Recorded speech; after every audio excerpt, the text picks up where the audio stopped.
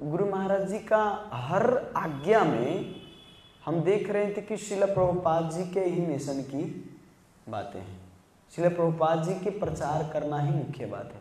और जब गुरु महाराज जी रोते थे, कहते थे कि मैंने प्रभुपाद जी की सेवा नहीं कर पाया, जो कि गुरु महाराज जी का इतना लेक्चर है कि जीवन भर भी सुन के हमको लगता है ख़त्म नहीं कर पाएंगे। इतना कथा है, इतना प्रभुपाद जी के इंस्ट्रक्शन की पालन किए, आज्ञा के पालन किए, लेकिन फिर भी गुरु महाराज अपने आप को कभी बोले नहीं कि मैं प्रभुपाद जी का अच्छा से सेवा की। ये भाव। और हर समय वृंदावन में हर समय नहीं रहते थे गुरु महाराज, हर समय बिहार इधर उधर प्रचार करने में ही लगे रहते, देश विदेश कहाँ जाना है। अपने हेल्थ पर गुरु महाराज जी के पैरों में, चरण में इतना बड़ा ठेला बन गया है बैठते बैठते। अब नहीं 2-3 घंटा कथा करते हैं ना, गुरु महाराज जी 6-6 घंटा कथा करते थे, सुबह 6 घंटा और शाम को 6 घंटा गुरु महाराज जी कहते थे बिहार में। और वो भी पंडाल नहीं लगता था, चटाई ऊपर से जो प्लास्टिक का होता है वो प्लास्टिक के त्रिपाल बना के और ऐसे ही नीचे से चटाई रख के। उस समय रिकॉर्डिंग भी नहीं होता था, उतना रिकॉर्डिंग के भी सिस्टम नहीं था ज़्यादा। बाद में जब थोड़ा इधर आए तो शिष्य लोग थोड़ा जो डेवलप, थोड़ा टेक्नोलॉजी में जो विकसित व्यक्ति थे वो लोग फिर रिकॉर्ड करने लगे गुरु महाराज जी के।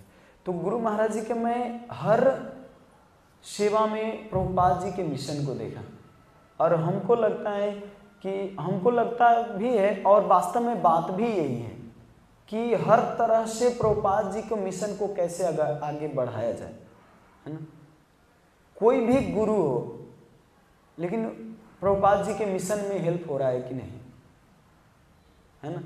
प्रभुपाद जी शेर है तो हमको सवा शेर होना चाहिए, है ना। कहते हैं ना, दादा तुम्हारा शेर था, तुम बब्बर शेर बनो, तुम बिल्ली जैसे बन के मत रहो, है ना।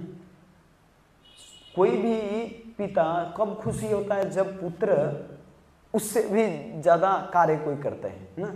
जैसे कोई मास्टर हो, उनके पिता, और उनके पुत्र अगर प्रिंसिपल बन जाए, अगर गवर्नमेंट में कोई बड़ा पद पर चला जाए, तो पिता और ज़्यादा एकदम गर्व के साथ खुशी होते हैं। इसी तरह श्रील प्रभुपाद जी कहते थे, हम एक वृद्ध व्यक्ति होके 70 वर्ष की उम्र में होके इतना प्रचार किया, तुम लोग तो युवा हो, तुम लोग तो बहुत सारे कर सकते हो, बहुत सारे प्रचार कर सकते हो, बहुत कुछ कर सकते हो, उत्साह के साथ करो, भगवान पे विश्वास रखो, गुरु की आज्ञा के पालन करो। तो मैंने देखा कि दोनों में एक ही है कि प्रभुपाद जी को मिशन के आगे बढ़ाना। और मिशन कहाँ आगे बढ़ रहा है? वृंदावन में रह के तो मैं आगे बढ़ा नहीं सकता, कुटिया में रह के तो मैं बढ़ा नहीं सकता। अगर कुटिया में ही रह के बढ़ाना होता तो प्रभुपाद जी राधा दामोदर में मंदिर में रह के बढ़ा सकते थे, है ना। लेकिन प्रभुपाद जी गए विदेश, प्रभुपाद जी गली गली गए ऐसे अधम जीव के उद्धार के लिए। इसलिए हमको वही करना है जो श्रील प्रभुपाद जी हमको दिए हैं, और प्रभुपाद जी के मिशन के लिए क्या अच्छा होगा वो करना है।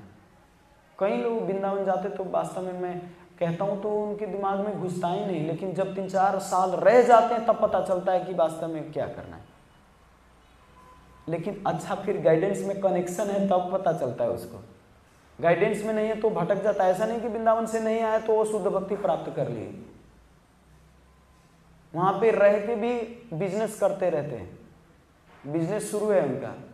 कई लोग तो ब्रह्मचारी जाते हैं वहाँ पे वृंदावन रहने, 4-5 वर्ष के साल 4-5 साल के बाद विवाह करके और अपना गृहस्थी बसा लेते हैं। केवल गृहस्थी बसा लेते तो ठीक ही है, गृहस्थी बसा के अपना मतलब सब कुछ भूल जाते हैं, इधर प्रभुपाद जी के मिशन भी भूल जाते हैं, सब कुछ भूल जाते हैं।